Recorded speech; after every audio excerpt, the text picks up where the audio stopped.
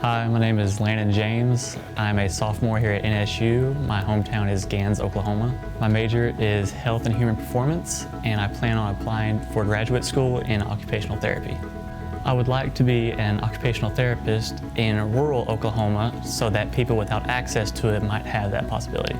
I'm a fourth generation river hawk, so it wasn't that I didn't have a choice, it's just there wasn't really a need for one. I knew I was going to go to NSU, just follow my grandparents and my dad, and then my sister went here too, so I figured I might as well fall in line. So I started my life on campus here at NSU in the spring of 2020, and then in the fall I had to cut it short due to health reasons where I started losing weight uncontrollably, losing blood, and I didn't have a diagnosis. I finally got a diagnosis of ulcerative colitis during a colonoscopy as a last attempt to figure out what was going on. During the colonoscopy, they thought I originally had went septic, and then afterwards they come to find out it was so bad on the inside, it was ulcerative colitis, but it had gone 3 months untreated, that it looked like a burn victim on the inside, so they couldn't really tell. So after all this happening, I started going to the hospital, going to doctors, trying to get a diagnosis to see what was wrong. No one could tell me anything. I went to 7 different doctors before I ever got an idea of what it was, and it was totally wrong. So the precautions we took for that actually made this worse. And so that day I was immediately transferred to a hospital in Tulsa, taken to the heart wing, as I had lost half the blood in my body and my bone marrow had shut down and had quit producing blood from my body. And my heart was at a constant rate of 160, so it always felt like I was running a marathon if I was just sitting still. So at that case, they were more worried about me having a stroke or a heart attack than my colon even going bad.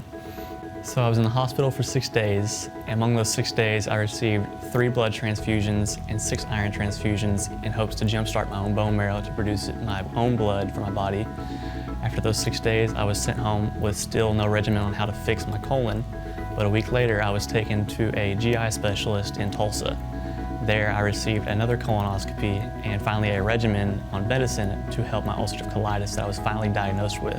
Starting in December, early January, I got diagnosed with pneumonia. And since UC is an autoimmune disease, any kind of sickness you get increases inflammation in your colon as well as your body tries to fight off both of them.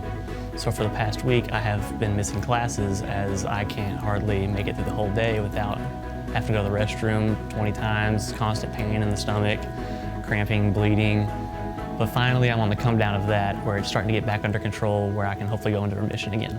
So after all of this and health situations, I don't take the good days of good health, no problems at all. Those days I definitely don't take for granted anymore. In the future, I would like to have completed my degree and graduated from OT school and move back to Gans and open a facility there for OT to help the people in the community.